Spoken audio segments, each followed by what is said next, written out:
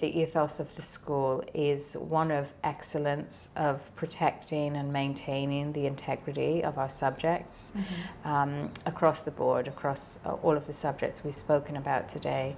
So maintaining that as absolutely world leading but also equally, or perhaps even more importantly, one of access. Who comes to us? How can that student body be as diverse as possible? And I think if there is anything that really is a threat to us, is that we lose sight of that for a moment.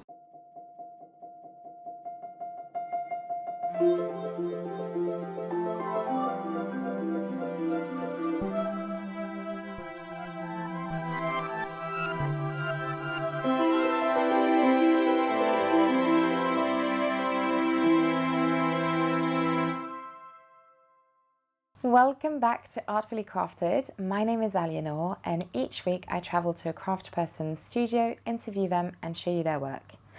This week is slightly different. For the first time, we are headed to an educational institution. We are headed to London, to City and Guilds of London Art School. I'm really excited about this. I've already interviewed a number of their alumni on this channel, and now for the first time we're going to basically complete the origin story and step in their footsteps and see where they learned their craft.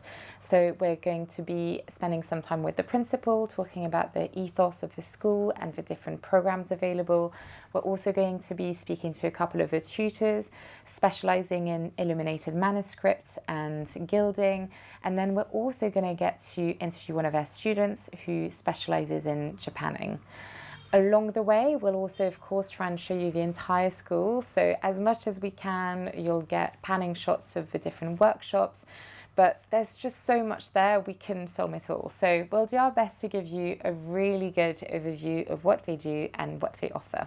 So please don't forget to hit the subscribe button, and let's get into it.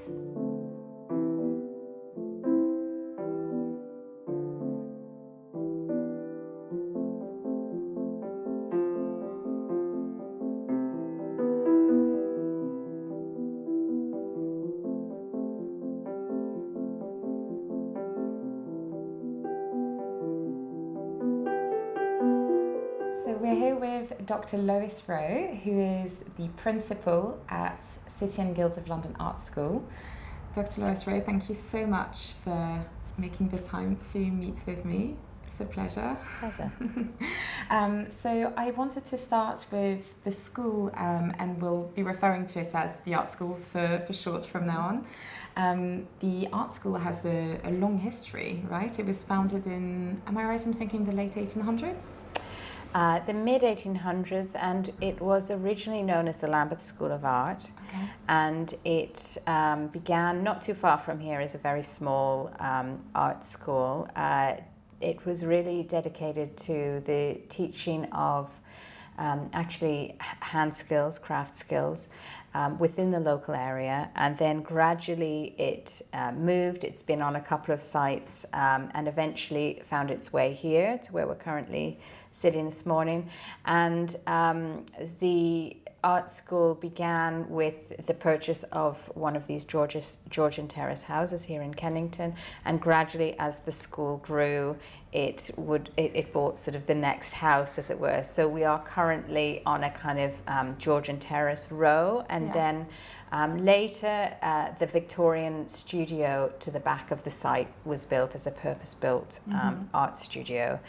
And I love that you're talking about the sort of terrace houses, because as we were being shown around the building, it's sort of you're going up the stairs and then down, sort of, and because basically the basements are connected, right? Yes, it is a maze. We tend to teach certain subjects in certain parts of the building for practical reasons. You'll see as you go through the art school that it's used in different ways, and the students work in very different ways across the areas. In conservation, the students work upstairs within these Georgian houses, and in carving, they tend to be on the ground floor because of the sound they make. They use chisels a lot, whether they're in stone or wood, and the kind of vibration, the banging, is really hard unless they're on a kind of ground level.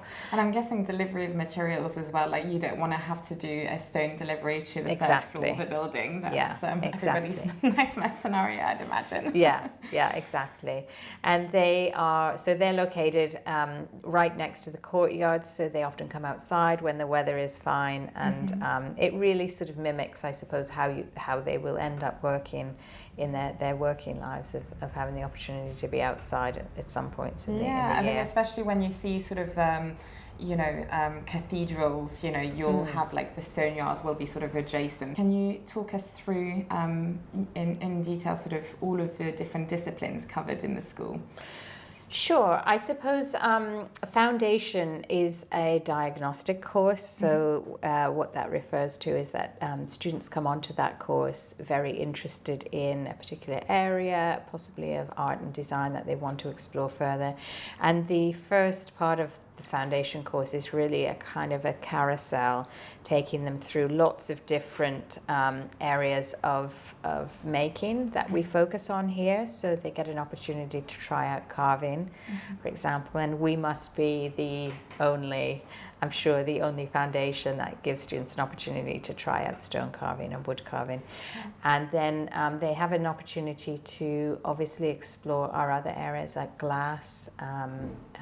Some students go on to work in metal, and we have a foundry here, which is again really unique and something that we're very, very proud of having maintained. And then they do a lot of other creative skills like drawing workshops, and then in the latter part of the course they have to really hone in on their area of specialism, and then they're supported in applying for what they will do next. And some of them will choose to come and study with us, which is great, but they also go on to do a huge range of other courses as well. At BA level, there is a 3-year journey here on our BA, and it's very, I think what is unique about the art school is its focus on teaching, and the way in which we teach here is really guided. It's really hands-on. There is a focus on independent practice, but compared to many art schools, it is much more of an engaged process, a lot of demonstrations, a lot of tutor to student kind of not just one-to-one, but there will usually be a tutor available, and so they are really the guided. Size of the school is, you mentioned 300 students, and that really, you can't really go that much bigger if you want to have that sort of level of involvement. That's right, and that's been something that has been of real value to the students, and they speak really highly of that part of their teaching. And as they go through the course, they get opportunities to explore very real life scenarios. So for example, in carving, our students begin working with clients in second year. First year is it involves working from a model, learning how to draw technically. As the students go into second year and third year, that scaffolding comes off a little bit, and students explore whether they want to embrace the kind of technical approach that they've learned, or whether they want to innovate, design their own approaches. But they have a real grounding in not just historical process, but a kind of wider context for what they're doing in the studio. We have a carving department here, which is split into wood and stone. Is that a standalone course, the carving? Yes, so carving is the whole department, but the students are divided into separate areas. The carving course is a very intensive course. It's probably the most physically challenging of all of our courses. And it is 2 years of really understanding, again, technical skill, technical ability, and looking at historical models for carving, architectural carving, decorative carving. We often have a huge focus in the first year on the acanthus leaf, which you'll see in our garden today. You must look out for our acanthus plants. And something I've seen actually quite a lot is the sort of lion head is that first year kind of project, and then the acanthus. I think actually Zoe Wilson, whom I've interviewed, she had in the corner of her workshop, she had her second year project. And then as I walked around sort of seeing the sort of Romanesque and the grotesque and all of these sort of really sort of historical references. Absolutely, and that's a huge part of carving as well, is understanding those movements, those moments in history that have really shaped an understanding of contemporary carving. So they need to spend 2 years very patiently working through all of that, building of skills, and also at the same time, in parallel, understanding how to become draftspeople. So focusing on drawing as a means of communicating with a client. So the carvers, whether you're in stone or wood, have a huge element of drawing and also modeling. So everything they carve has to be modeled first in clay. So it's a very, very intensive first 2 years. And then in the third year, they are able to open up to do something that is more innovative, more contemporary. They can take things in the direction they want to, but it's really to demonstrate their understanding that they have managed to absorb in the first and second year of that kind of historical, technical expertise. They have a really sophisticated understanding of how what came before has shaped what they want to explore. And they only have a year to do that, but they begin planning that at the end of the second year as a kind of proposal that they have to have approved, and that takes them into their final year. Yeah, and actually when I interviewed Jo Grogan, she said to me that it was basically at the art school, it's almost you're sort of cramming a 5-year-long apprenticeship into a 3-year course. And that's really kind of showcases the intensity of a course, but in an amazing way, right? And you're really taking them through, as you say, the live drawing, the modelling, and I've seen that, with everybody I've interviewed who has attended this school, and, from different... not all of them super recently, but they've all said that it gave them such a strong grounding in draftsmanship, in modelling, as you say, and just that historical overview, and just that ability of playing with lots of different materials and adapting to each project. I think it was Stephen Pettifer from Code was saying that, they cast in a range of different materials, that they can work, of course, with code, but also with bronze, etc. And it's really, Clooney Fretton, she mentions that she does her own painting and gilding. So I guess that's something as well that's quite interesting, is the ability, and we'll see that more with the conservation course as well, is the ability to sort of go across lots of disciplines, right? And you even have facilities that aren't necessarily part of a course, but that are there to give those opportunities to students, right? Absolutely. And the foundations of conservation are really in understanding making skills. In order to conserve, they feel very strongly that you need to understand how things are made. So the beginning of their course is really about being guided through many different technical processes, from bookbinding to printmaking to gilding. Inevitably, the objects that they'll later work on as either conservation or in some cases restoration projects will involve a level of rebuilding certain elements. So, for example, a frame, if there's a corner missing, they have to really have a very strong grounding in modelling to be able to build up a surface again. So that kind of understanding of those skills at the beginning are really, really important for our conservators. One of the things I haven't touched on is that while there is this very, very specific honed in approach on the detail, the science, the kind of complexity of specific craft skills, there is also a real energy behind how students work together. And that's something, again, it comes back to our scale of being a small school, having small class sizes. There is a great example of our first years in carving at the moment who are working on an arch. They're all working on a piece of the arch. So they're having to work with the person on the left and the person on the right, and to line up. They're constantly having to line up their carvings to make sure they're in line with each other.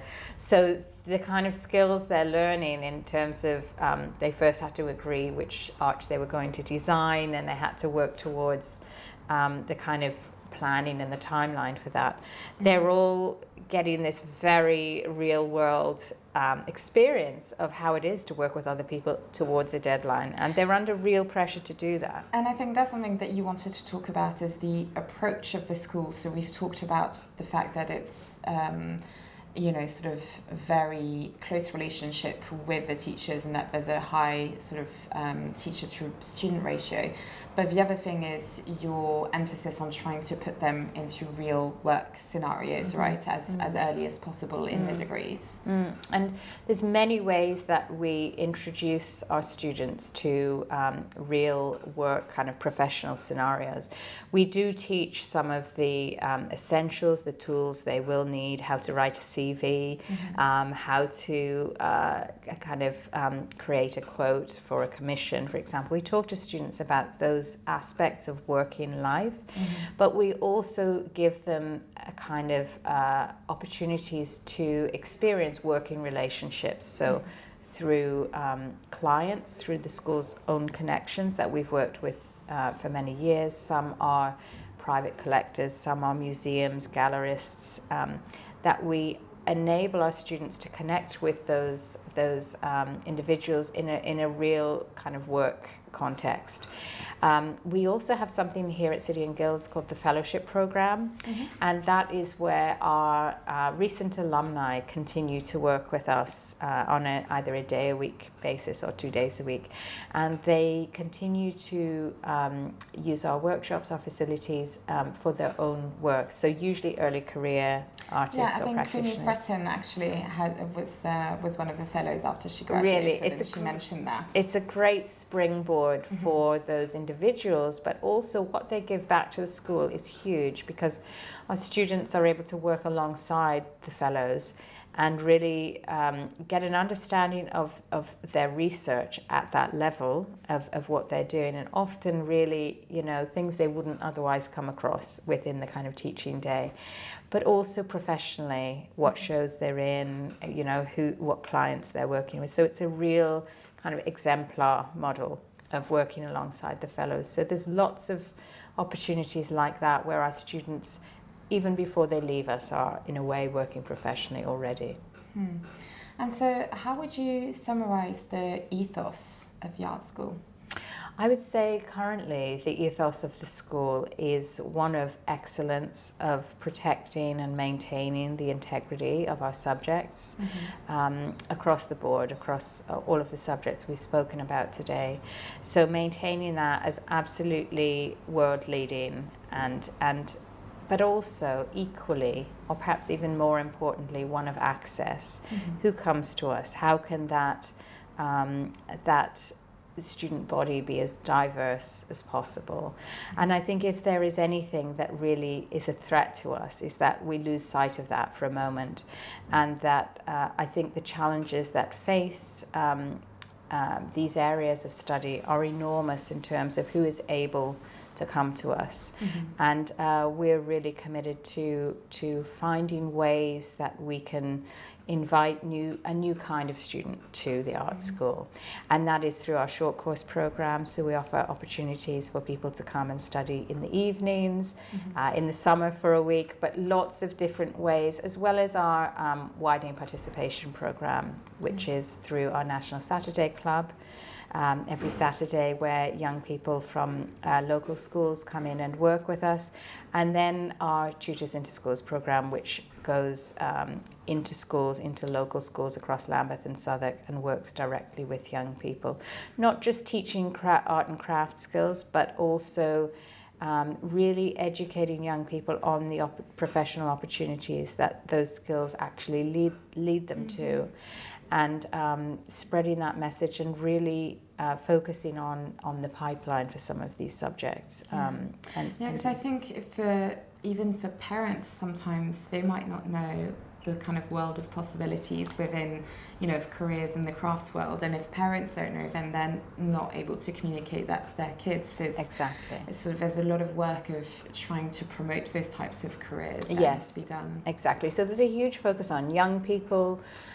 There's also a focus on adult learners through our short course program, and also increasingly in the last couple of years we've been working internationally more and more. We run a global conservation course in the summer where we are sponsored by the Commonwealth Heritage Forum, and 24 conservators come and study with us, and they usually focus on an area of different lime processes, which are becoming more urgent with climate change, where specifically Commonwealth countries are facing unprecedented water.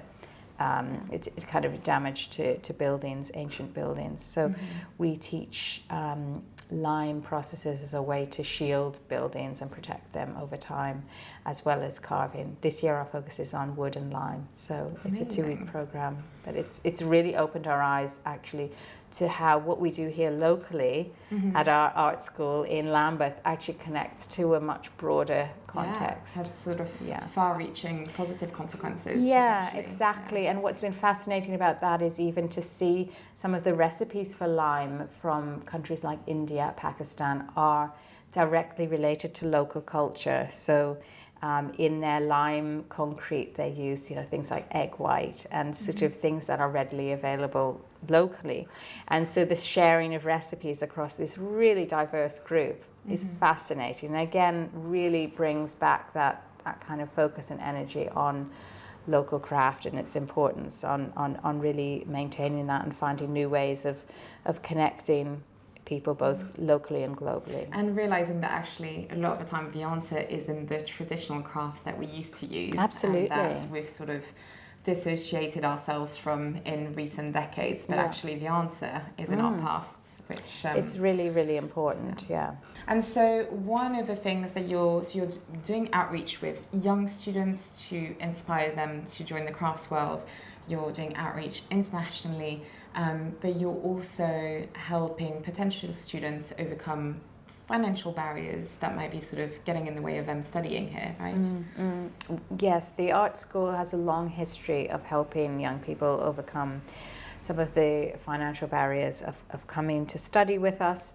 We have incredibly generous support from a really wide range of donors, including the livery companies that have been connected to the school for decades. And all of those partners are very, very invested in what we're doing.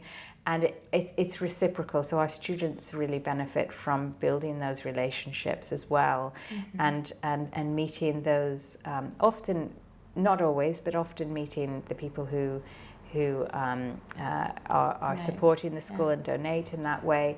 And it's a real opportunity for them to begin to build their own network through that initial support and investment that the school is able to offer. So I think Jo Grogan, when I interviewed her, she mentioned that she got an award from a livery company, I think, and that really enabled her because she was in a position of actually, she'd done a bachelor years previously, and this was now her second career, so she wasn't eligible for the government sort of loan. And so that was the only way that she could fund, her studies. Otherwise, she wouldn't have been able to do it. So that's really important. What you actually, do you know roughly how many people have some kind of financial support to study here? Roughly 40% of our students do receive a bursary of some sort to come and study with us, which is incredible. And those are really students who otherwise wouldn't be able to come.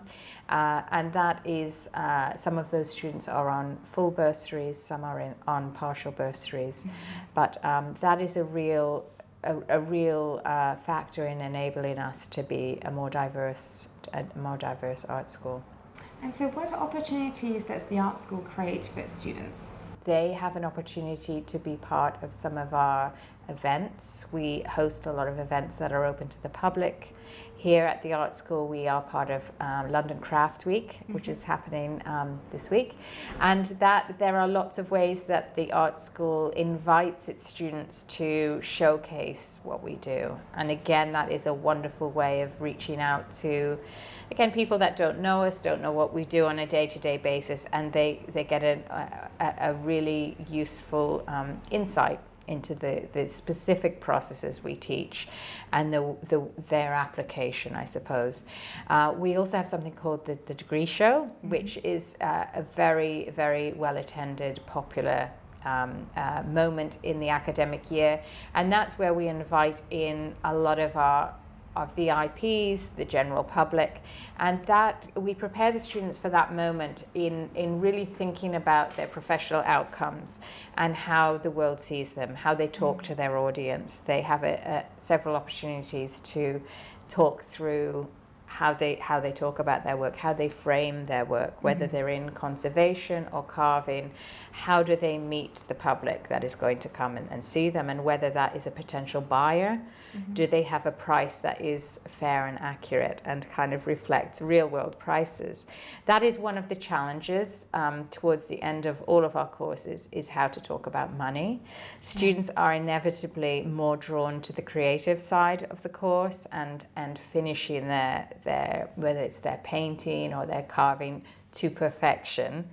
But actually we do try and pull the focus slightly away from that towards the end of the course, to think about things like pricing, about how will this operate in the real world, how would you talk to a client about it. So that becomes a really important part of our shows, and preparing students for those shows, preparing them for those conversations, having them put together a price list. They have to, in many ways they're supported, but they do self-organize for those events. And then as a school, we bring in that audience. So usually buyers, a lot of people come to buy work, whether they are collectors. And again, a lot of the success of our alumni their journey has really started at their degree show. Not for all of them, but that is usually a key moment where an opportunity presents itself, either through a conversation or a purchase of work. But that's something that, again, it isn't like this in every art school, but that moment, we feel very committed to preparing students for that, so that they can do their very best. I think that's something that, again, came up a lot in the interviews that I've done with carvers who've studied at this school, is, they were saying how actually there's a remarkably little time that is of their, working hours that is dedicated to the creative practice, every day or every week. I think it was Clooney mentioned that she, on a good day, will spend like 3-4 hours carving, and the rest is taken up by everything else, whether it's the marketing or talking with clients or site visits. And I think Zoe mentioned that she, would do maybe like a piece per month. I think, that's a rough, depends whether it's sort of a bigger piece, bigger commission, or whether it's something smaller, so it sort of averages out to that.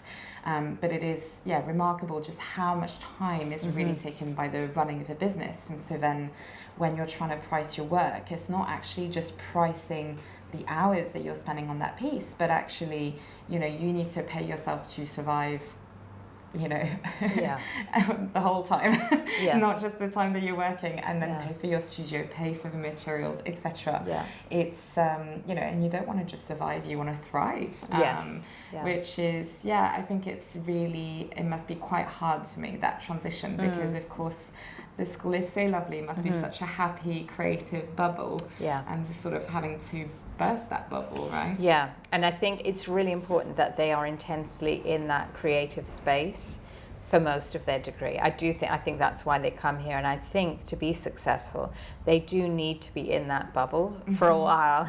It's just finding the right moment to break it. Yes, it is. And I think we do the incubator incredibly well, but we also do the taking out of the incubator very well, and that is the key to their success. But I think time management, which is again something that they're learning from their tutors, who all work commercially as well. They are all teaching here at the art school alongside juggling many other plates. So the people they're learning from are doing what we're trying to teach them to do. And you said you have still a strong link with your alumni, and I think even just earlier I saw Joe Grogan in the corridor, you know, he was here to speak to some of his students, so I can see how there really is that strong link. And so, you know, if you're having, you know, recent graduates back, they can talk to current students about what it's like to get a studio, what it's like to establish your practice, and they're sort of getting that exposure to creative practices at lots of different levels, which is great. It's interesting. Our students never want to leave, most of them, and that's really wonderful. And I think part of the reason for that is that the school gives so much back to its alumni in terms of that kind of community that we hold. And the Tutors into Schools program that I mentioned earlier has been a wonderful way for us to bring in our alumni in a way as almost active advocates of the school, really going into schools and working and representing the school. It's been a really lovely way to kind of bring that community a bit closer. But we always see our alumni at our events. It's a lovely opportunity to reconnect, and that kind of loyalty is something that we don't take for granted. They're as important to us as we are to them. It's really lovely. So to kind of summarize, if anyone is interested in any of your programs, so locally there's the Saturday Arts Club initiative, but that's more of a local one. But if anyone is sort of further afield, there are the summer courses and evening courses. Am I sort of missing anything on that front? On our website, we have a whole range of the courses we have on offer. We have a huge short course offer, which really gives people an opportunity as a kind of taster into a kind of, if you've never done wood carving before, it's a really lovely introduction. So that is a really good first step. We do have another range of courses which we call Grad Dip. So the Grad Dip is specifically for people who are usually shifting careers. So they might have a background in some other kind of field, other kind of background, and a previous degree, and don't want to embark on another 3-year course. The Grad Dip is very teaching focused. You can pick up a lot of, it's very skills led, and it's a level 6, which means it's a preparation for an MA.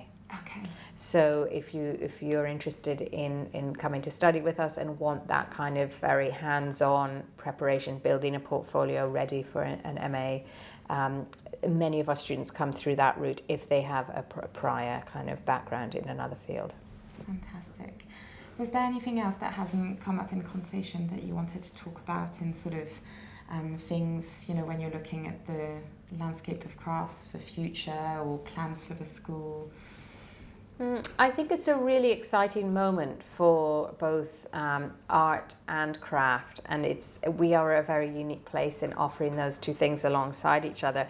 I think it's a moment where craft is really embracing its own kind of creativity. I think it's really thriving at the moment. I think there are a lot of people supporting crafts that are enabling it to be showcased in a way that is really positive and productive and properly recognized.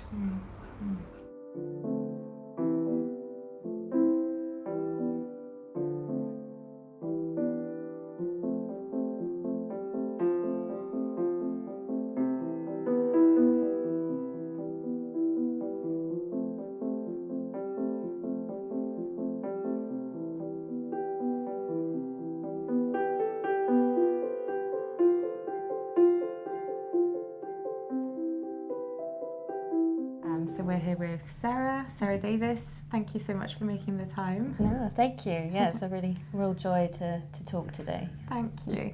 Sarah, could you introduce your crafts to us? So I've been practicing the craft of medieval illumination for about 5 years, and it is pretty much the art of applying gold to paper or vellum. And there's a lot of different ways that you can do that, and so one of the most beautiful and unique ways is raised gesso. So you apply a layer of this wonderful creamy liquid called gesso, which is made from a lot of different materials that I can talk a little bit more about later, but it creates a raised cushion on the surface of the paper or vellum, and then you apply the gold on top of that, and it creates this illusion of liquid gold on the page. So if you think about turning the pages of a manuscript and you have candlelight, it would flicker and move and look like the page was alive with gold. Incredible.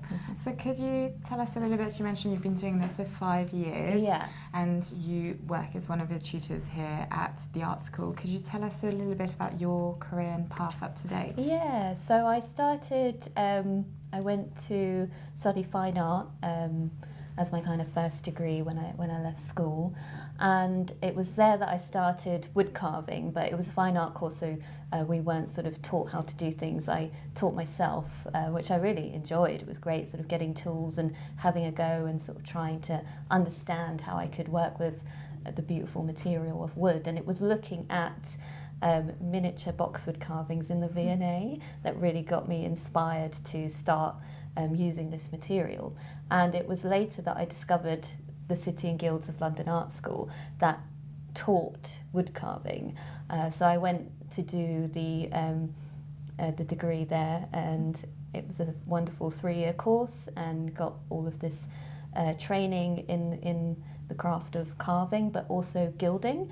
And it was gilding on sort of wood and furniture, glass, metal. So I sort of had this introduction to gilding, and through my love of the medieval style, I was also looking at manuscripts and how the artistry of manuscripts would also be inspiring sort of carvings of the time, and that crossover of the styles and things like that. And it was after I graduated that I really thought I would like to learn how to do medieval illumination. So illumination is an endangered craft in the UK, which means only a handful of people practice it to a kind of professional level in the UK. So finding someone to teach me was a challenge, but there is an amazing illuminator and calligrapher called Patricia Lovett, who works with Heritage Crafts, and she does courses at the British Library. So I did her 1-day course there, got a taster, and then I did her wonderful 3-day course where I learned how to do the raised gesso. So it's after learning with Patricia that I went and continued the craft. I already had a grounding in gilding, so kind of handling gold and things like that was kind of coming quite naturally. But it was, through having sort of learned a little bit that I went on my own journey of sort of understanding all the other quirks and wonderful things of illumination. And I did a few other courses in like the Persian style, and it's just been wonderful to just grow my skills, and I feel like I will be learning how to illuminate for a lifetime, because there's so many different recipes, so many different things you can try, and I now teach it at the art school on the books and paper conservation course, and also as a 5-day intensive summer school course. So it's wonderful to be able to now pass on what I've learned and continuing to learn. That's wonderful. And can you tell us a little bit more about the process and the materials? Yeah, so I mentioned a little bit about the raised gesso. So gesso for illumination is quite different to gesso for like gilding furniture. The basis of that is like rabbit skin glue and whiting. And for illumination, you need more flexibility. So it's a combination of slaked plaster of Paris. So that's when you get the raw plaster of Paris, you soak it in water, stir it for days and days and days until all of that kind of heat element is removed, and then you lay it out and you dry it without sun, as Cino Cennini says, who's the master of ancient techniques, and then you grind that up into this lovely silky fine powder, and you combine that with traditionally lead white, but I now use titanium white because it's far less poisonous, and fish glue. So fish glue is very much liquid at room temperature, so it gives the gesso that much needed flexibility, because otherwise, as paper and especially vellum moves with humidity and things like that, the gesso would just crack if it didn't have that flexibility. And the lead traditionally would give it even more flexibility. So gesso made with titanium white is a little bit more brittle, but given that traditional or contemporary illumination, they exist more as artworks in themselves. They don't need to be as flexible as like a manuscript page. And then the last element is sugar, which just gives that extra bit of stickiness. So you grind that up for sort of an hour or so, just getting it into this lovely, fine, silky material. And then you apply it to the page. You leave it to dry for 24 hours. You come back to it in the morning when the humidity is nice and high. You scrape it and then you burnish it so it's lovely and smooth, and then you breathe on it. That's the kind of most magical bit of illumination. You breathe life into the image as you're gilding it. So the heat and warmth and moisture of your breath, it wakes the gesso up just enough. So when you apply the gold, it will stick, but it's not so sticky that it will kind of look sort of satin or like almost a sweet wrapper or something. It's that slight stickiness that lets the gold sit on the surface, and then you brush it away and then burnish it in the afternoon, and that's how you get the gorgeous mirror shine. So it's a lot of steps, but it really is very rewarding. There's many modern alternatives now as well. So what I was doing a demo of, that's a really nice kind of modern alternative that you can apply, and then that will dry within sort of 20 minutes, and then you can, but it's very much the same thing. You breathe on it, you apply the gold, and then you burnish it. And so yeah, there's a lot of different ways you can gild. There's also flat gilding, which traditionally would have used things like garlic juice. So you grind the garlic, squeeze out all the juice, and again it's the same thing. You apply it, let it dry, breathe on it, put the gold down. So yeah, it's just very magical, and it almost feels ritualistic and magical, the process of doing it. Yeah.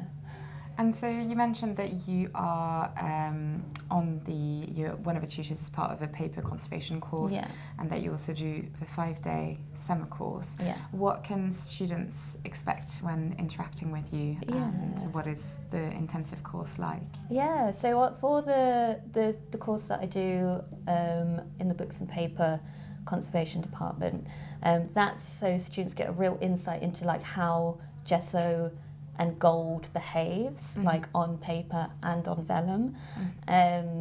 So we go through a lot of different ways that gold would be applied on the page, so they can then sort of get an insight into how it's done. So when they're conserving objects later, they can think like, oh, okay, maybe the humidity is too high, or maybe it's too dry, that's why this is cracked. So they can recognise what it is and what's happened to it. Yeah, exactly. And then the 5-day intensive, we're going more into sort of like looking at the medieval styles and creating our own medieval capitals. So a lot of medieval capitals would be inhabited by beasts, or maybe they would relate to some of the sort of stories that are in the accompanying text, like biblical stories. Also, sometimes you'd have a gilded letter, and then there'd be painted flourishes with ink. These would be known as penwork capitals.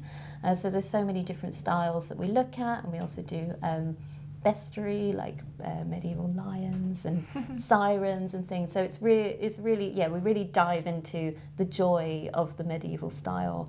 But we cover loads of techniques as well. We do the raised gesso, which it's something that's quite hard to try at home. Because there's so many sort of things you have to think about and steps you need to take. So it's a great way for people to kind of see how you can do it. And I use a recipe of gesso that people can then replicate at home more easily, because like I was talking about with slaked plaster Paris, you have to slake it yourself. You can't really buy that pre-slaked. But I found that using French chalk, which is a very fine sort of plaster gypsum-based material, it works just as well, and you can just buy that kind of ready-made. So I've had students that have been able to then make their own gesso. And so if people want to sort of go into illumination as a career, then it's great for them to know the slate paths of Paris, and I will often do that as like one-on-one classes as well with people. But depending on what your intention is with illuminating, if it's something you want to incorporate into your art practice or do as something for enjoyment, then it's nice to kind of have the two options. And what about, what do you think makes the art school special? I think it's just all the wonderful skills you can learn here. Like these are, you know, like I mentioned, illumination is very much an endangered craft. You can come here and you can do it, and all the drawing as well that people learn, the clay modelling, just all these skills that come together to create people that really know how to work with materials and understand form and style and how to apply that either in a traditional sense if they're doing restoration or in a contemporary sense, like embodying these beautiful historic styles and techniques and creating something that can resonate with a contemporary audience as well. Yeah. And what about the community as well? Because you, of course, studied here. Yeah. And you're now a tutor, so you're, you know, Yeah. part of the you know, community in both ways. I think that's what's so special as well. Like the community that the art school creates is so magical. Like I mean, so many people in my life that are important to me I met here. And my studio mate Takako, who's also a tutor here, is just a great friend, and we support each other, we help each other. Like I was even texting her last night, like, do you think this frame would work on one of my miniatures? You know, so you have all this pool of amazing, talented people that you can collaborate with, you can seek advice from, and you can just have great conversations with. And yeah, you support each other and pass on work to each other if things get too busy, or you know, it's just really, I think community is so important with craft, especially when it's a sort of a shrinking community. It's how we can then, by talking about it in this context and by sharing ideas with each other, we can just keep these beautiful crafts alive. Yeah.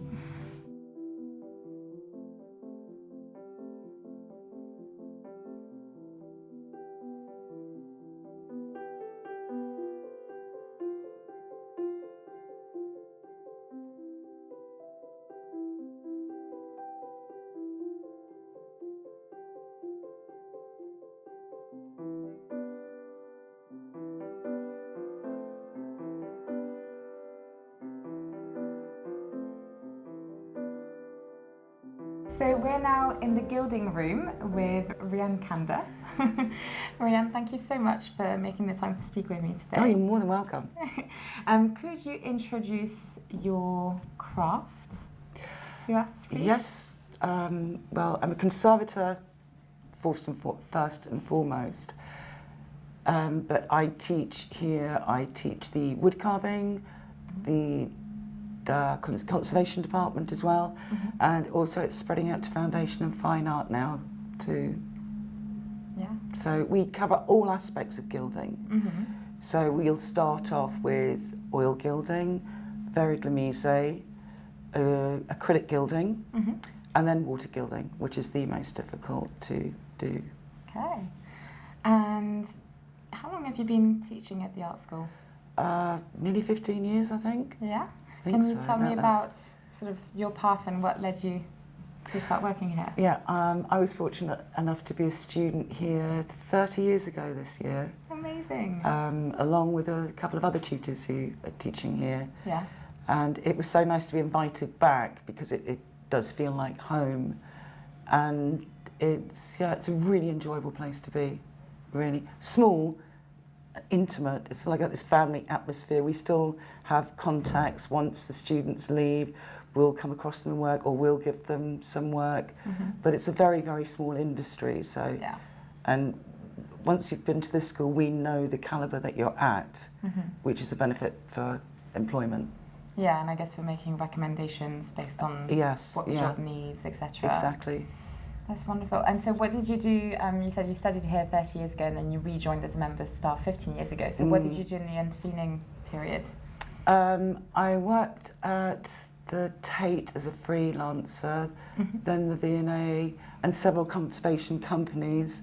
Then I branched out to what I really wanted to do, working on archaeological sites. Cool. So we were consolidating frescoes.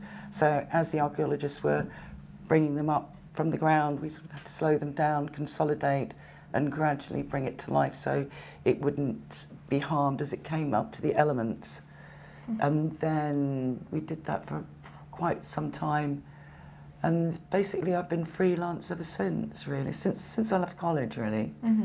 And so as well as the teaching here, is it sort of your full-time practice? No. I'm a self-employed conservator and gilder. So the work at the school, marries with my freelance work. So do you have your own studio as well? I do have my own studio. Oh, wonderful. Yeah. So could you tell us about the process and the materials? I know you sort of introduced a little bit the different techniques by name, but could you go into more detail as to the process and materials that you use? Water gilding. Yeah, that'd be great. Okay. Yeah. In water gilding, especially the conservators, they need to know the traditional craft, or technique rather, as well as a modern technique, because if they can't do like for like on a historical object, so they'll have to do something that is reversible and is complementary to the artifact itself. Yeah. So there are so many different recipes in water gilding. It's a bit like being a chef. Every gilder will have a different method, a different technique, different recipes. So what I try and explain the reasons why of every step that we do in water gilding. For instance, on this one, we have an example here. So we have the substrate, which is here, which is the pine. Then we have something that's rabbit skin glue, which seals the wood. Here we have clear coal or thin white. So you're introducing rabbit skin glue and calcium carbonate, just a small amount. Then you're doing another coat of thin white there. Then you're doing the proper gesso. After the gesso, you'll have size yellow. Then you'll have the yellow bowl, which is clay. Then on top, you'll have red, another coat of red. The gild, distressed gild, so you're making it a little bit aged. Then you have it burnished there. Then you'll have it distressed and burnished. So the burnished, we use agate tools, also hematite ones. The mixture that we use at school is rabbit skin glue. So we use granules of rabbit skin glue. Okay. So we like soaking it overnight and then letting it get fully saturated. It's very, very convoluted and very time consuming. Right. I mean, once upon a time, the precursor was parchment, which we've got up there. Okay. But now parchment is extraordinarily expensive. It's still used, but it yields only a small amount of the glue that we can use. Okay, so you're really using sort of traditional methods, traditional materials, taking it back to the historical basis of the craft. So this technique here, this is the French technique. The Italian technique would be a different way of doing it, and then the English would be another way of doing it. So it varies from country to country, let alone gilder to gilder. So why pick the French if we're in England? If you're working on a French frame, it's just becoming familiar and having the understanding. I want my students to go out there, and if they have a cross section, I don't want them to get confused by this layer. Then they'll know it's So you're French. actually teaching them the English, the French, and the Italian. Yes, So you're teaching them across. Okay, wonderful. In the time frame, we'll probably stick to one, but they will know the different recipes for other countries and other techniques. Wonderful. And here's another one that we do, another sample board. So it's in sort of chronological, very brief chronological colour order for periods of time. So we'll start off with the ochres, and then we'll go into blacks, blues. Adams was greens, pastel-y colours. But this is very good for the students to take with them on site, so they can hold it up to an object and come to a conclusion, well, that's the bowl that I see underneath, and maybe that's the colour gold. There is a plethora of different golds around at the moment, or has been for quite some time. But it's usually 23.75 or 23.5, maybe 22. Very rare, more modern frames are used with different coloured golds, like the lemons and the pinks. Yes. So 24 is very awkward to work with and very, very rarely seen on frames, well, in my experience. Yeah. Is 22 carat, that's the moon gold? No, 22 carat can be moon gold. It'll have an additive of another metal, a noble or an alloy in it to give it that colour, usually copper, but there could be, you know, moon gold can also be made with platinum and gold, which is beautiful to work with, but it's very, very heavy. So when we come down to using tools, we have a gilder's cushion. Now, when I use heavy metals, my cushion is slightly different to a normal cushion. There's no bounce to it. It's very, very hard, because heavy metals are very difficult to cut and very difficult to pick up. And another method that we wanted to talk about, another technique, was the Verre Églomisé. Oh, Verre Églomisé. Okay, so Verre Églomisé was born from basically Zwischenglas, or Roman glass gilding. Okay. But in the Roman times, they would have coloured glass. You would gild on top of the coloured glass. You'll score in your design. You'd put another clear glass, maybe on a flute, on a goblet, goes back in the kiln, so it's fused. The gold is fused in between the glass. Oh. But don't forget, gold in those days was a lot thicker than it is now. So now it's literally beaten within an inch of its life. It's so thin, because there's a calculator up there of how much gold goes up a day per gram. Right. So that's Zwischenglas. So Jean-Baptiste Gillet, Parisian gentleman, in history it says he does so many things. He was an art dealer, a designer himself, but he reintroduced it back as a decorative element on frames, on furniture. So the name actually comes from his family name? Yes. I didn't realise. I've always wondered why. Why that name. Wonderful. And so what is the technique for that? The Verre Églomisé, or reverse glass gilding, is still glass, but here I teach the students to decipher which is the tin side of the glass and which is the non-tin side, which is easily done with droplets of water, surface tension. So you gild on the non-tin side. So for instance, you know, your windows outside, outside will have a tin film on it to repel. Whereas inside they don't need it because it doesn't rain inside. Right. So once they've got the correct side, you get a better cohesive quality from your size water. And then they'll gild on that, and it dries to a mirror finish. And then you can score out designs if you like, or just keep it plain, or distress it. Like there's a modern version over there, which is the blue. Oh yeah. So that's quite a modern thing. So it's nice that you've got this fairly old technique that you can still take a modern twist on, and it has a place. Yeah. You know, but then we can do... Yeah, so you're probably, did you use sort of wire wool to take off some of the gold and then paint it blue afterwards? We use pumice powder. Yeah? Yeah, very, very delicate grit. Wonderful. But you can use anything to score out tools. I just want to try and show you this because it can only be seen really on black background. And Alison, this is one of my students who came last summer. You know who you are. So incredible draftsmanship skills there, very detailed. So you can see this is the front, so it's not vulnerable.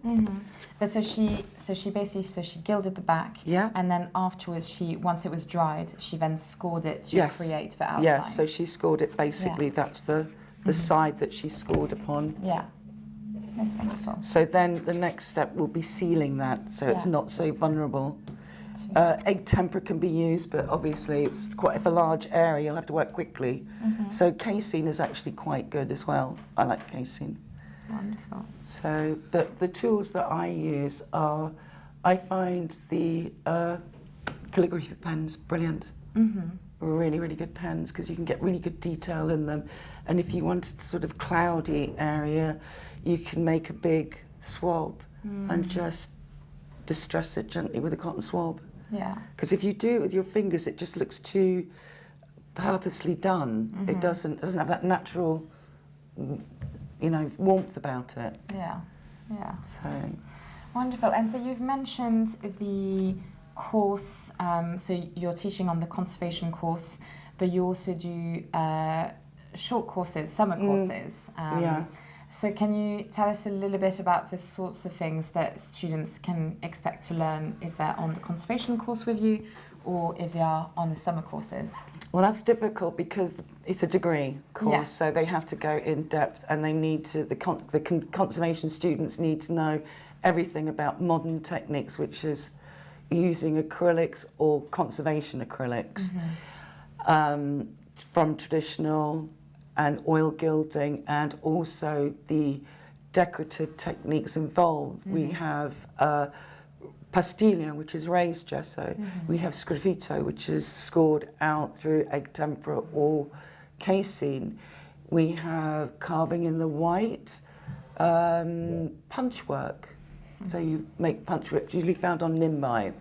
So really quite a broad range, that's why it's 3 years, isn't it? Yes. Yeah. So you're introducing them to lots of different. Yeah. I mean, basically, the idea is that any sort of antiques that they might be working on could have a range of techniques and and could be from a range of different places. So they need to be able to recognize where it's from, what materials were used to then be able to conserve it, right? Yes, and what techniques we use, like the decorative techniques have names like pastiglia, sgraffito, hassling, tremblay.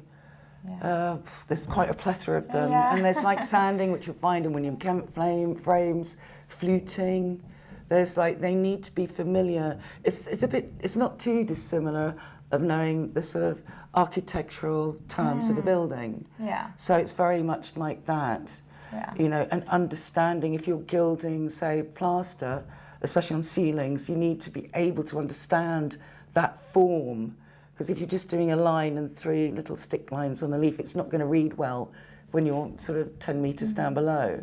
It's interesting because I feel like conservation is really, for someone who is, who's almost quite scientific in their approach, but also artistic, you really need to be both. Yes. To be a good conservator, right? You need to have that artistic sensibility, that eye, that passion for the materials and for the aesthetic effect.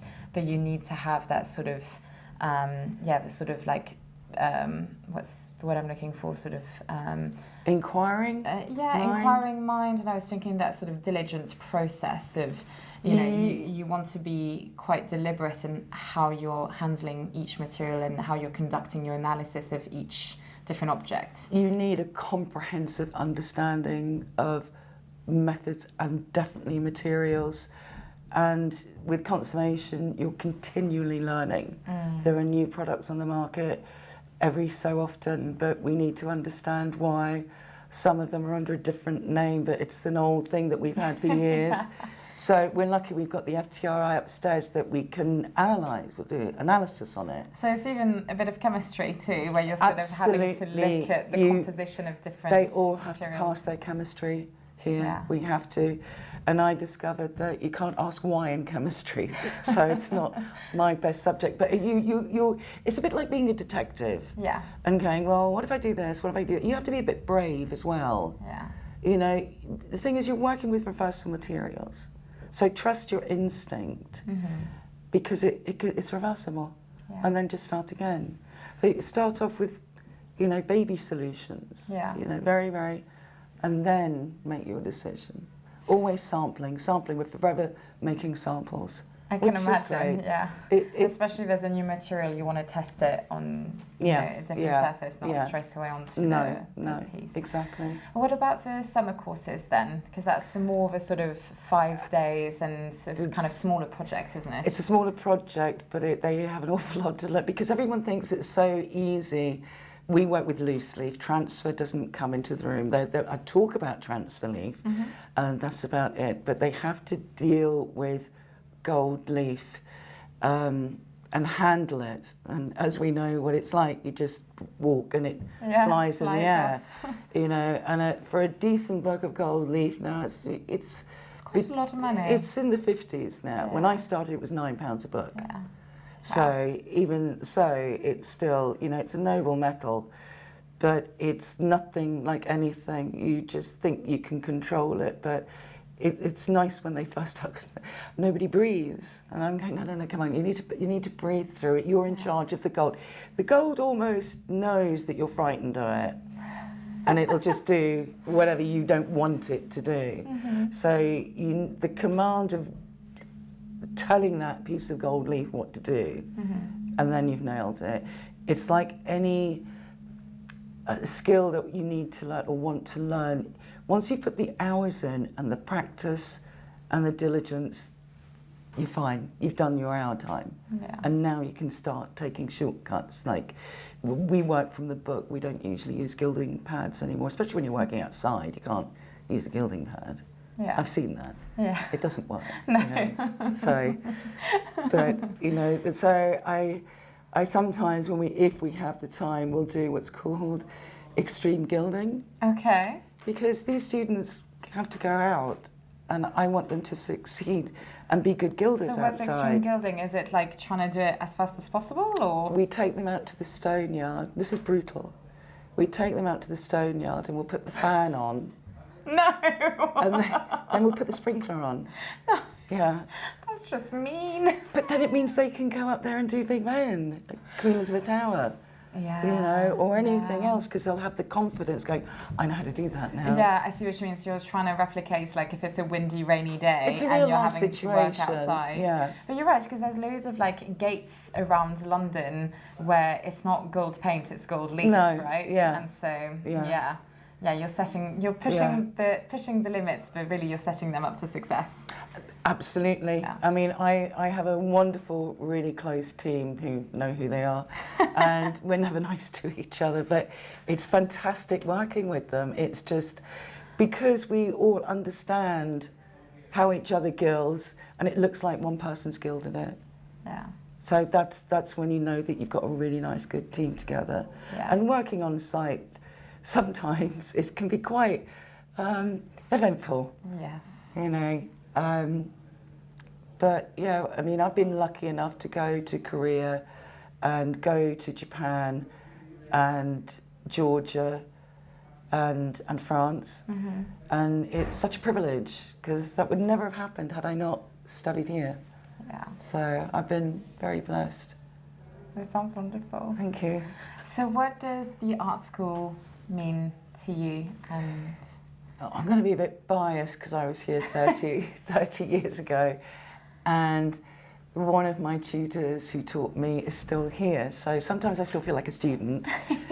But no, it feels home to me, and they were really kind to me, and they offered me this amazing career that's taken me all around the world, that obviously I feel like I need to give something back.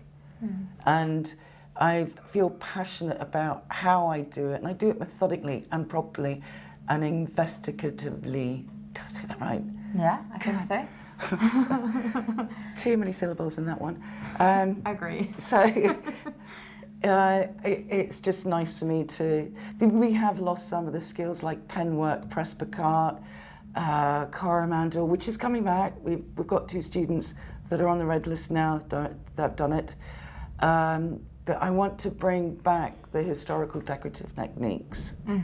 So gradually they're coming back into play. And the art school is helping to do that. Yeah. That's wonderful. Is there anything else that you want to share about the art school or about your teaching here that we haven't sort of mentioned? I know it's a very sort of short introduction to such a complex and... It's... there are 5 of us who left in that year that we still give each other work, we still contact. It's a very, very close community. There are students that I'll offer work to, or they'll offer work to me, and they've all gone to be successful in their own right, which is, you know, really feels like you've done your job. And you've done it well, because, yeah, I am a bit brutal, but, you know... In a loving way. In a loving way, in a caring way, absolutely. But, you know, you're going to go out there and it's not... You need to know.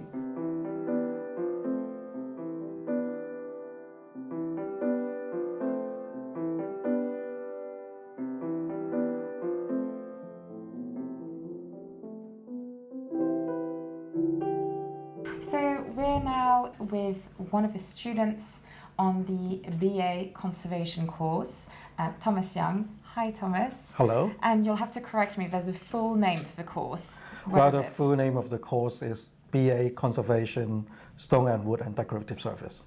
Okay, easy to remember. Yeah, just conservation is good. Perfect. So if someone is looking on the website, that's sort of like the full name to find it. Yeah. Perfect. So you are, what year are you in? I'm in the final year. Okay, fine. And what has the course been like, the program? Well, the program is a 3-year program, and then the first year is basically craft. So we didn't really do conservation on the first year, but we learned all the traditional crafts from gilding, stone carving, wood carving, egg tempera, painting, drawing, everything. And then we gradually move to the second year. Then we start to work on like real heritage object. So a stone. At first, it was very simple. Some cleaning, but we learn the principle. We learn the science, a lot of science, many science, and then the second year, and then we start to have stone, wood, decorative surface object to work on, and then in the final year, basically we have 3 things. One is a research project, so really scientific research on material or on a lot of experiment, and then we have 2 objects, one organic object and one inorganic object. So again, wood and stone. Okay, and so you've sort of, towards the end of your course as well, you specialize in a technique, right? Yeah. And so for you, that specialization is Japanning. Yeah. Yeah. Could you tell us about the process of Japanning and the materials involved? Yeah, Japanning is usually we just call it lacquer, and this is a process developed in Europe. When they start to imitate Japanese lacquer, the urushi. So they try to make it look like urushi without using the ingredient from Asia. So this is how it started. So the technique is like you have usually from wood, and then you have the gesso layers, just like normal gesso layer, and then people using different resin mixed with pigment to create a black surface or red surface. So the resin, we are experimenting using shellac. So traditionally people use shellac, and then Rian and I also experimenting using seedlac. And then in some traditional formula, they have different recipe. And then after you have the surface, something like this, you have the surface like that, and then you start gilding on top. So this is the one that I'm working on. So you start the gilding on top of different pattern, and then you're inking, you give the details, you're toning, you give the shadow and shade of your figures, and then you finally put another final layer of shellac to protect it. So it's just layer after layer. And every time you've got to wait for it to cure. And you need to wait and cure, and then think about what you are going to do the next layer. So yes. How many layers do you think you do on? Depends. Like some of the border I have, like the black color, the background, I'm talking about maybe 7 to 8 layers. So to make it like really solid, a black with character, and then we have some gold, and sometimes you gild it not all at once, but several times. For this one, I think the gilding I have 2 layers, and then after that the toning, and then the shellac layer. So in total, maybe 10 to 15, which is quite normal. So skill, but also patience. Yes. And so we've got some small examples of your work and some samples as well in the experiments. But alongside that, you've also, and that, I guess that's the lovely thing as you go towards the end of the course, is you're able to apply all of the skills that you've acquired on sort of a big project. And so you have been working on one such project. What is that like to be able to take a sort of really precious object in a way and be able to conserve it? Well, I think when you work on a conservation project, it's like a puzzle. You need to solve. The cabinet I'm working now, as conservation project, is we're talking about 300 years old. The oldest part is 300 years old. So a lot of things happen. So first you need to understand what are the layers, because people will put on stuff on the surface. And then after that, the understanding of how it is made is very, very helpful, because then I can have a ballpark range of what kind of material, what are the original, what are the additional, the later on restorations. And that is quite important when we do conservation project, because we try to preserve the original as much as possible. But if this is a later on restorations, then we have options, whether we remove it or keep it or something like that. But the first you have to understand which is what. So a lot of investigative work. Yes, a lot of investigation work, and knowing how traditionally how Japaning work can also help me to do a lot of like restoration work, because my cabinet, there's a lot of raised work, we call it raised work, has lost due to various reasons. And what I have to do is to really rebuild them, redecorate them. And with these skills, allow me to understand how to do the raised work traditionally, and then what are the key aspects in the material that I have to retain in order to make it work. And then I replace it to modern reversible material. So that it all comes together. Yeah. And I think that is quite interesting as well, because with lacquer, there's a history of things, maybe something would have been made as a screen and then they'll have been repurposed as cabinet doors, and then they'll have been repurposed as something else. And so when you said, the piece I'm working on, some parts of it are 300 years old, that's because it might actually be that it's an amalgamation of different pieces from, maybe it's actually pieces from different objects put together, or maybe an old piece and then something has been made to add, and create a new thing. And it's just, so you're having to sort of analyze each element of it. Analyze the element, and then sometimes which really surprised me when I look at the analysis result, like the cabinet I'm working on now. The door is 300 years old. It's from Japan. It's urushi. And at first, I think at least the body is also from Japan and proper urushi, but no, not really. It's already like 100 years after the door, somebody built the body, and then the inner drawer is after 100 years of the body, that somebody just repurposed the interior. So like every 100 years, the cabinet got something on it, and then now I'm working on it, so I have to figure out what material, what I'm going to deal with, because it's quite complicated. It also goes with fashion, right? And with things coming in and out of trends. And basically it's like, we've acquired this piece, it's great.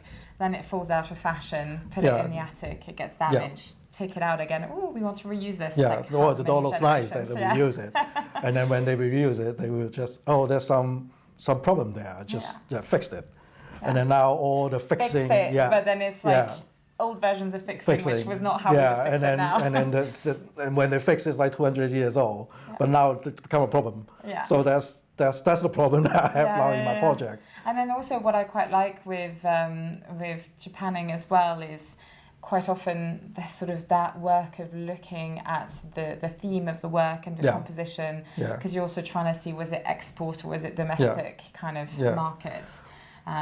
Which tells you as well about the history of the piece, right? Urushi, when it's made in Japan, they have two mainstream. One is exported and one is domestic. And what we saw in this country mainly exported for obvious reason. And then the funny things about that is that then the Japaning, which is a European-made lacquer, they try to imitate the exported lacquer of the Japanese urushi, and then they kind of just start imitating each other, because the Japanese craftsmen, there's some paper actually saying they want to look at the sample, the European, what kind of design they want, and the European design actually they're trying to imitate the Japanese design. So it just gets really funny in terms of design, in terms of compositions, and just looking at those it's very interesting. You see some weird things happening, and even just not necessarily with Japaning, but at Brighton Pavilion. Like there's just a lot of, again, what you say, that little eco chamber of, it's like okay, this is made in Asia, but for the European export market. Yeah. But then the European Europeans are starting to look at what was made for export from Asia, and then the response back, and so then all of a sudden you're sort of getting some cabriole legs with a sort of very strange. Yeah, with like a Chinese lattice back, and you're sort of like, what is happening here? Because I can read Chinese, and when I go to there, I say, what are these characters? It's like a weird hybrid that's like grown a personality of its own, and you're sort of like, who made that and why? Well, and it makes it fun. Yeah, it's quite fun, and now I know why. So I think that's part of the conservation course. You know, we have to learn the science, we have to learn the style, and we also the history of design. We have to learn it as well, so we know what's going on. See the layers, exactly, and when, and then based on the style of something, you might be able to say, oh, that was Regency or something else. So in terms of now focusing a little bit more for anyone who might be interested in studying at the art school, at City and Guilds of London Art School, how did you hear about the school, and why did you choose the art school? Well, that's actually quite funny when every time I mention about it.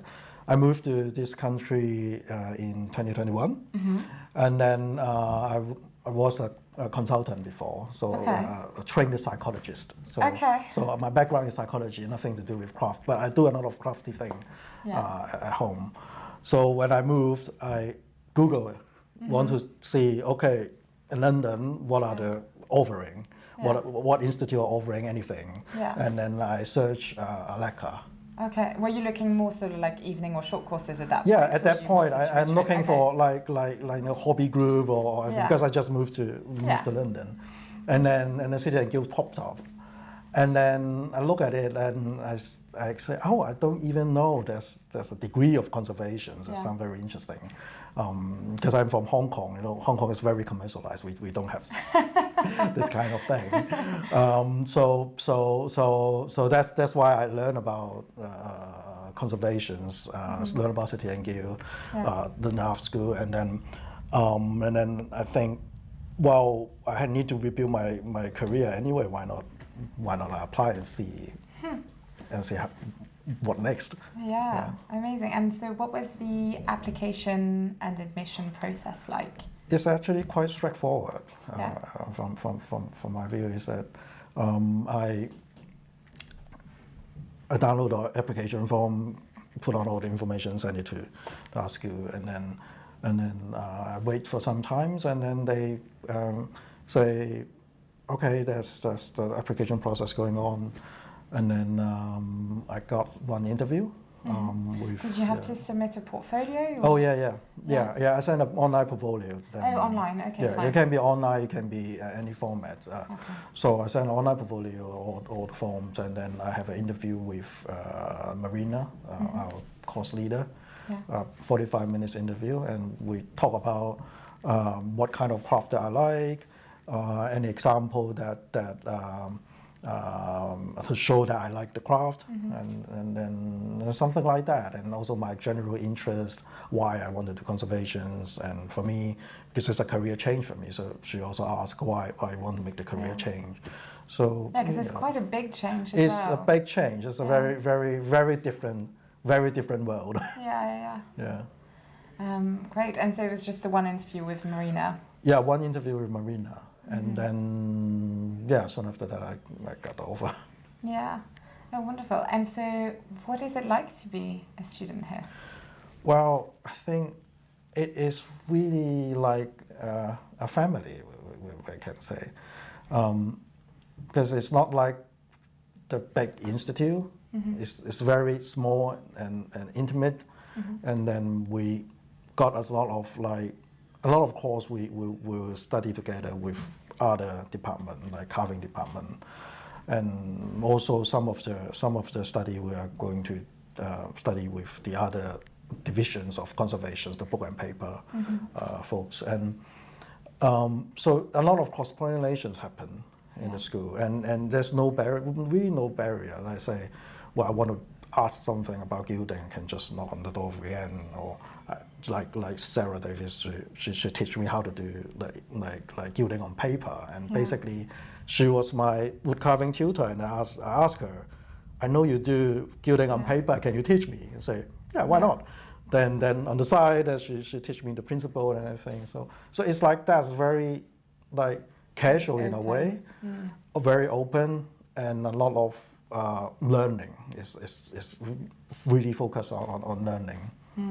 But it is quite intense, isn't it? I think, because everyone I've sort of spoken to, whether that's today or in previous interviews, said that the teaching is sort of very intense because they're trying to, as in a good way, because they're just trying to cram so much really technical stuff and try to give you so much exposure. So it's like you need to be prepared to put in quite a lot of work, right? I think the conservation's, the teaching schedule is very tight in a way. We got all the craft, like every 2 weeks. You've got so many materials together. Every 2 weeks we got a new craft, and then we have the science, we have the history.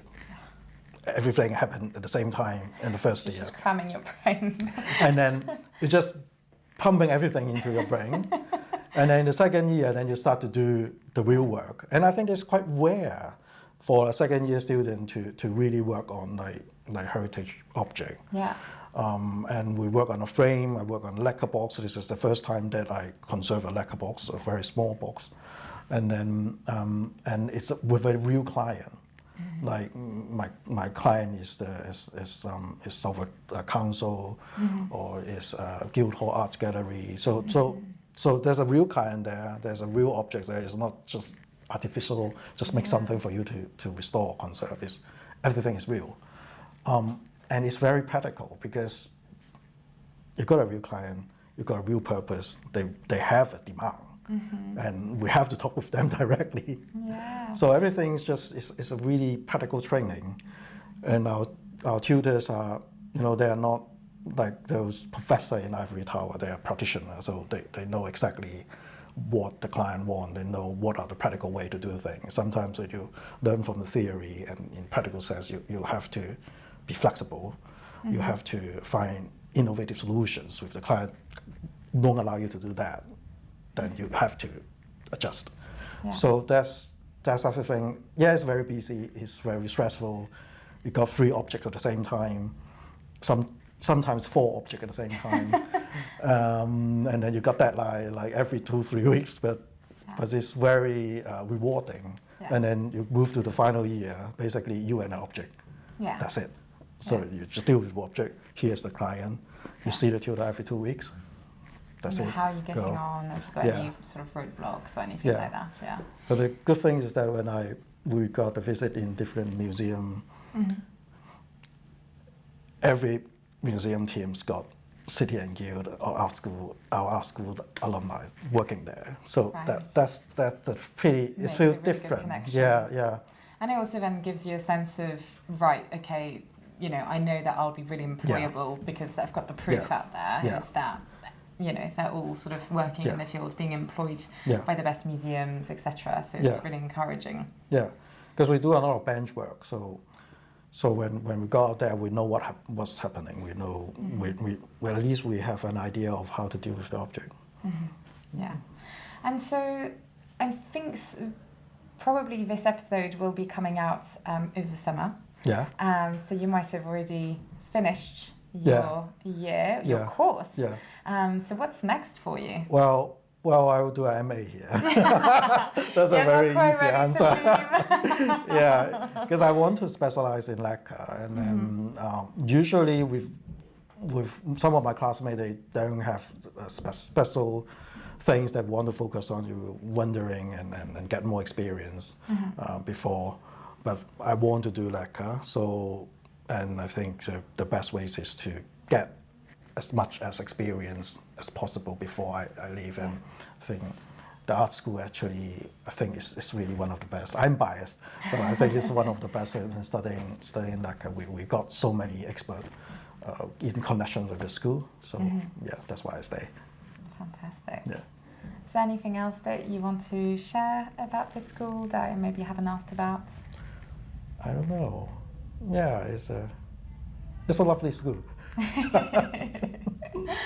Well, thank you so much for making the time to, talk to us about your experience and also sharing some of your work and You're methods. welcome. Really appreciate it.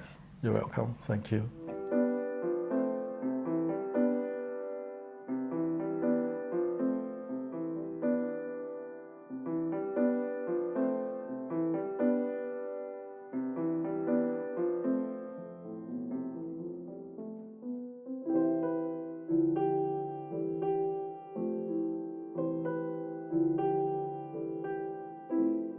I've linked City and Guilds of London Art School's website below. They offer a range of courses, whether it's full-time, but also evening and summer courses. So if you are a prospective student, please do leave your questions in the comments below, and I will do my best to answer them or get the team at City and Guilds to help with those. Thank you so much for watching. It means a lot, especially as at the moment this channel is entirely self-funded. So please spread the word, like, share and subscribe. See you next week. Booked on a course with the King's Foundation in a few weeks. Traitor. I tried. I did try to book, but it's always fully booked. It's not my fault. You could have had a Blaming word. you guys for being too popular.